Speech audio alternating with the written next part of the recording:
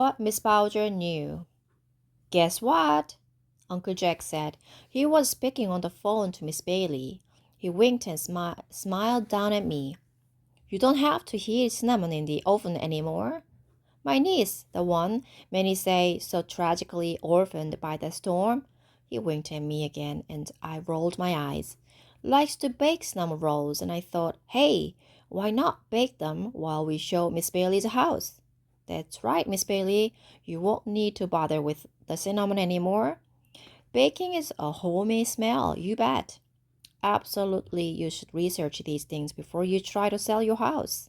And listen, Miss Bailey, afterward, I'm going to leave the rolls for you. You're quite welcome.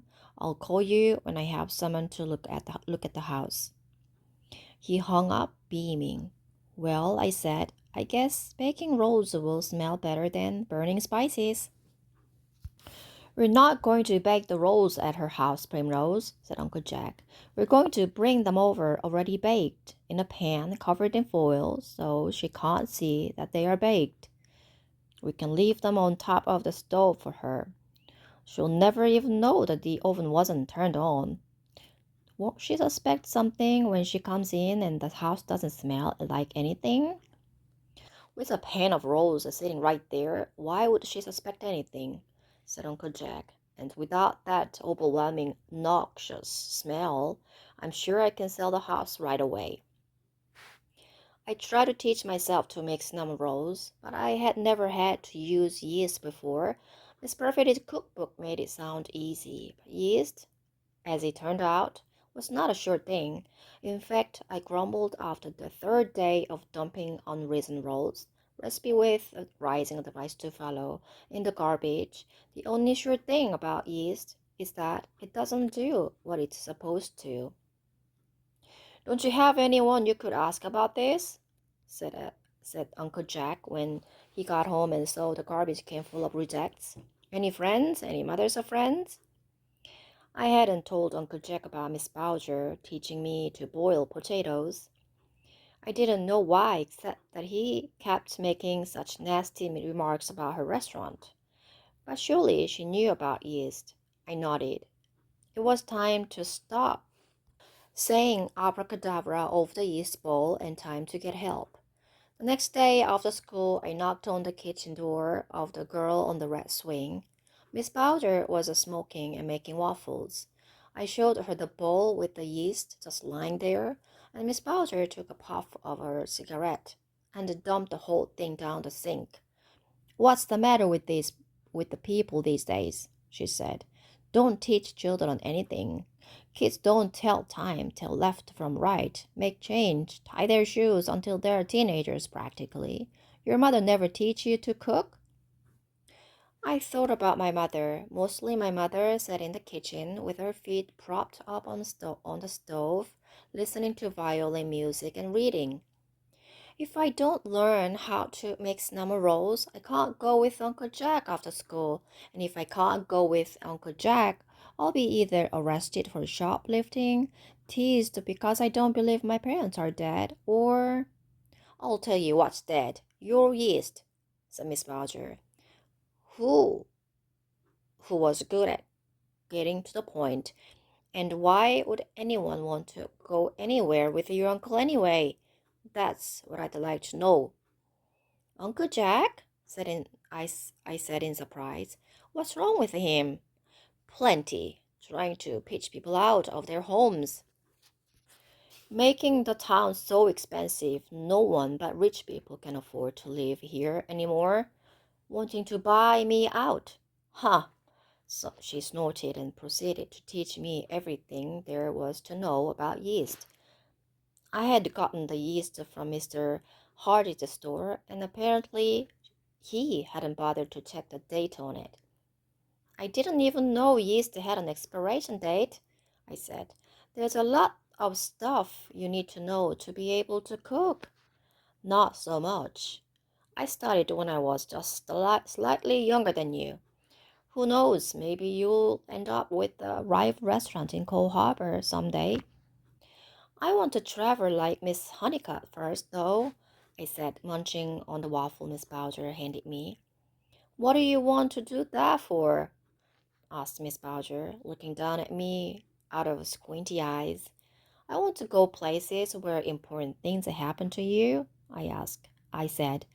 Why? Drawled Miss Bowser. So I'll know more, I said. Huh, snorted Miss Bowser. Some people see the whole world and don't know anything.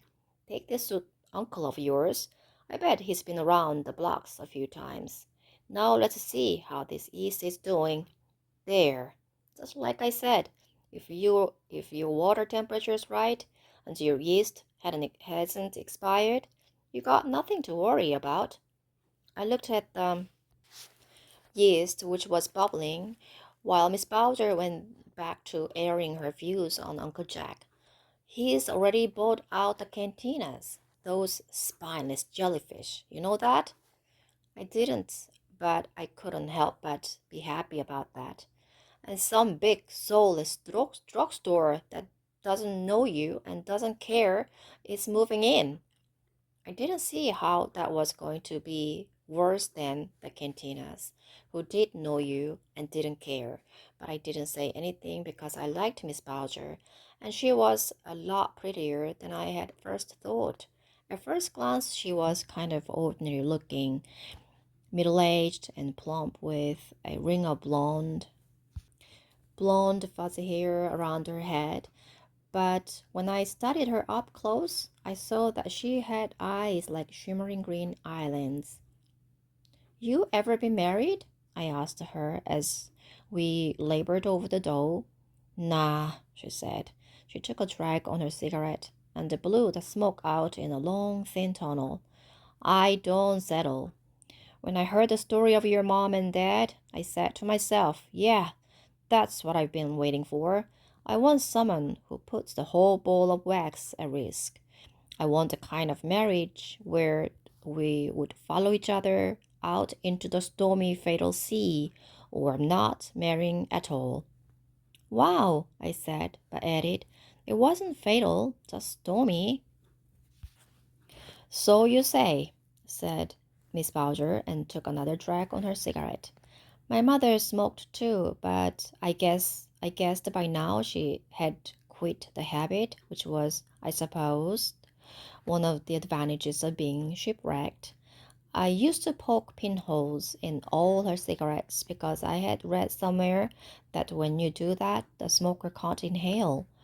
I did it because I didn't want my mother to get lung cancer and die, but when she found out it was me doing it, and I denied it as long as I could, she got very angry and wasn't touched at all by my concern.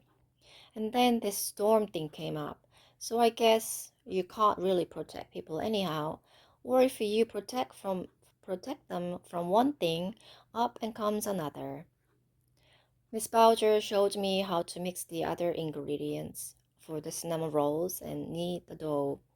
As I pounded it on a floured board, turning it a quarter turn each time with the heels of my hands as instructed, I said, what did you mean, so you say, when I said the shipwreck wasn't fatal?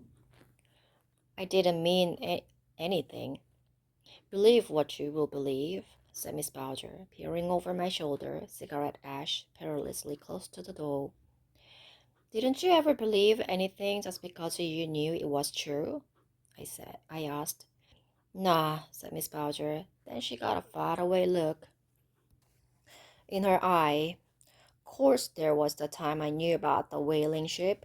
She stopped puffing and put her cigarette out absently. This was back when I was a little girl. My father's whaling ship was going out to sea the next day, and the night before I woke in the middle of the night, covered in sweat and just scared. I was just scared for no reason at all. I sat up for an hour and shivered in my attic room in the dark, wanting to tell my mother, but I had nothing to tell. We had a house down by the docks, and I could hear the waves crashing. Usually it was a sound that calmed me, but that night it made me more fearful. I was pretty sure I hadn't had a nightmare. I told myself I was being ridiculous, but was as if the air was charged with waiting, like something awful was going to happen. The next day, when my father was about to leave, I awoke early and went racing downstairs and clung to his leg. I was never up that early in the morning, and my father thought I had gone out of my mind. I begged him to stay home with me. I cried and cried. He kept trying to shake me off and pass me to my mother, but I wouldn't let go. Then he did an odd thing. He turned to my mother and said, "I'll stay home today, Kathleen." Well, this was my father, who never missed a day's work since he had started on the whaling ships 30 years before as a boy. My mother nodded and went down to the docks herself to tell the crew my father was ill. She couldn't give any other explanation. That afternoon, a terrible storm arose, and the whaling ship got wrecked on the west coast by Tofino.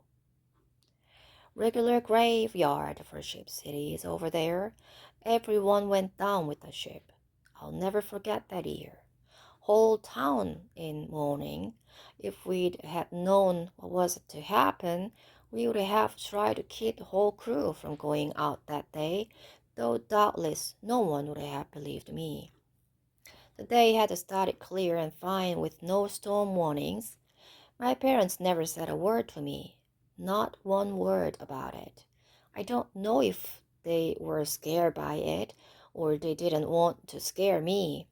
I felt so terrible and responsible that I blurted it all out to my aunt weeks later, and she said, "We all live in worlds seen and unseen."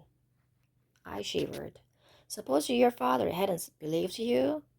"Yes, suppose," said Miss Bowser in a queer voice. Then we formed the dough into rolls, and Miss Bowser lent me a pan to take them home in. "You bake them in your own oven. That way you can eat them while they are hot. Nothing like cinnamon rolls hot out of the oven.